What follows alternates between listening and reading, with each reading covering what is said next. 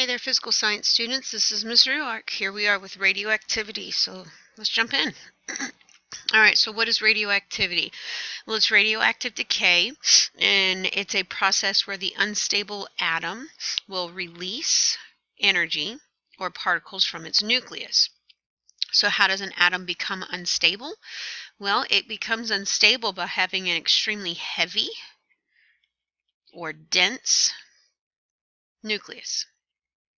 Okay, so the more neutrons it has inside of it, more protons it has inside of it, the heavier or the more dense the nucleus is, and so it will kind of spontaneously break down. Things don't like to be unstable; they like to be balanced. I'm sure you remember learning in biology class about homeostasis. Well, same thing applies here. All right, energy or particles that are released are called nuclear radiation. And there are four main types of nuclear radiation that you need to know about. We have the alpha particles, beta particles, gamma rays. They're not particles, they are rays, and then neutrons. And we're going to talk about the first three. It's very important that you know about these because guess what? We have two very large nuclear sites that are near us. One of them is called Plant Vogel. It's a nuclear energy plant, and that one's down in Burke County, which is not too far away from us. And then the other one is SRS, which is right across the river in South Carolina, and they take weapon-grade plutonium and break it down so that it can't be used for weapons anymore, but it can be used for other things. So it's very important that you know about these things. All right, nuclear radiation. So we have the alpha particles. Well, what in the world is an alpha particle? Well, an alpha particle is a positively charged particle. Okay, so it's positively charged. And it's made up of 2 protons and 2 neutrons. Well, if you know anything about the periodic table, that is the same thing as a helium nucleus. Okay, so we call it a helium nucleus or an alpha particle. The symbol for an alpha particle is the Greek letter alpha. It's the lowercase, and it looks like, I guess, a fish. Okay, so alpha particle. It has a high mass. It's very heavy, and because it has a high mass, it has an extremely low energy. And with a high mass and a low energy, they're not going to move very fast. They're not going to be able to penetrate a lot of stuff. So a piece of paper, a sheet of paper could block these and keep them from coming towards you and hurting you. Your skin can actually block them. A piece of clothing can block them. So they're not too dangerous. Okay, well, then we have our beta particles. These are fast-moving electrons, and electrons have a negative charge, so they are negatively charged. They are fast-moving, which means they have a low mass, and they have a lot of energy. Okay, these having more energy, they are not going to be stopped by a sheet of paper. You're going to have a couple inches of aluminum, like a foil, can actually stop them. So you'd have to have a couple inches of something there to stop them, and that would be able to keep them from penetrating through. The walls of a house would be able to stop those. A door would be able to stop, stuff like that. Okay, these can have a positive charge, and if they have a positive charge, we call them positrons. I know, it sounds like a sci-fi thing, right? And how do we get them? We get them from neutron decay. So if a neutron was to break down, it's going to form a proton and a neutron, or excuse me, proton and an electron. And that's how you would end up getting these beta particles. Let's see, gamma rays. Gamma rays, if you remember from when we did our light unit, are forms of electromagnetic energy. Electromagnetic energy. Remember, we had our spectrum, and on one end of the spectrum we had radio waves and television waves. Then we had microwaves, and then we had IR, infrared, very small section of visible light. We had X-rays. I I missed something. X-rays. Oops. X-rays should be here. This should be ultraviolet. And then over here on the very other end of the spectrum, we had gamma rays. And I'm pretty sure everybody remembers somebody said, "Ooh, the Incredible Hulk, Bruce Banner." Okay, that doesn't happen, but that's gamma rays, gamma energy. Okay, consists of energy packets called photons. Photons. These have lots of energy, a lot of energy, and since they have a lot of energy, they can cause a lot of damage.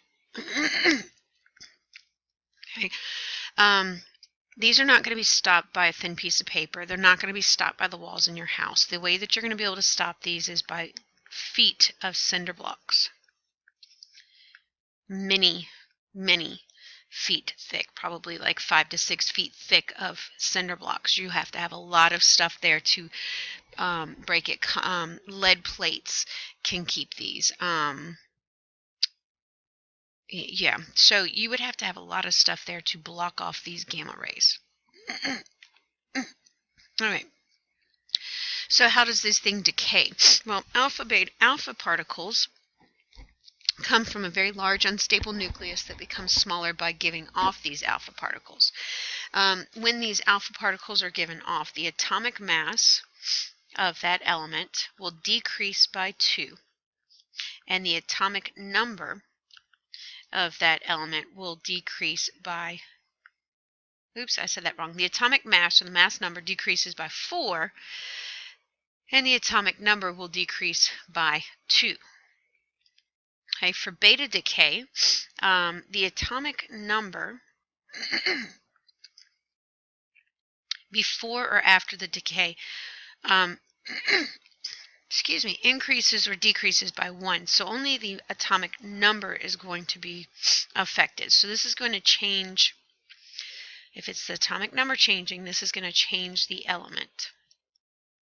Because remember, if you give away a proton, if you take on a proton, it changes the element. This one is going to change the element and the mass. This one's just going to change the element. The mass stays the same. Okay, for gamma decay, number of protons and neutrons doesn't change, but the energy goes down. Because remember, electromagnetic rays are energy, not matter. Okay, so what is it used for? Well, we use radioactive decay to determine the age of rocks and to find the age of materials that were once alive. They use half-life to determine the age of fossils. You've all heard of carbon-14 dating. They use half-life of carbon-14 to determine the age of a fossil when they find it. So what is half-life? Well, half-life is the amount of time that's needed for half of the nuclei in a sample to decay or go away. And so they know that the half-life of carbon-14 is so long, and they say, well, we have so much of the sample left, and so this is how we know that this is millions and millions of years old. All right, fission versus fusion. So inside the nucleus, you have all these positively charged particles. And the question is, well, how in the world do they stay near each other? Why don't they all just spontaneously combust or spontaneously break down? Well, these strong particles, these positive forces or positive charges are going to repel each other, but eventually you get them so close that they don't really repel each other anymore. They actually kind of pull towards each other a little bit more. So we call that the strong nuclear force. And it's an attraction of like charges that are so close they don't really repel each other anymore. All right, well, then if they're all pulling together, why are they decaying? Why do we have this nuclear decay? Well, those repulsive forces, remember, the likes don't like to be near each other. When those repulsive forces are stronger than the attractive forces, which means you have more repulsive forces than you do attractive forces. They're going to break down. They're going to push away from each other. All right, nuclei, or atoms, that have more than 83 protons are always going to be unstable. and will decay. Okay, so if you look on the periodic table, anything that has an atomic number of 83 or higher is radioactive because it's unstable, which means it's going to spontaneously break down.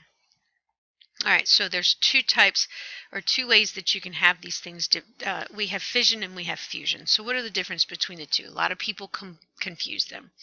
All right, so fission is when you split atoms with heavy nuclei into atoms with lighter nuclei. When the nucleus splits, both neutrons and energy are released. So think atomic bomb. Okay, what did they do? They split the nucleus.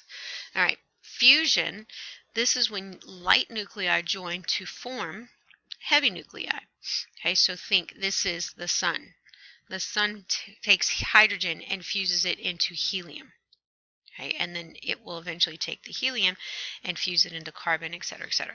All right, and this will release large amounts of energy. Large amounts of energy. Okay, a lot of gamma radiation. All right. I think that's it, y'all. Here's some funnies to leave you with, and I'll see you in class.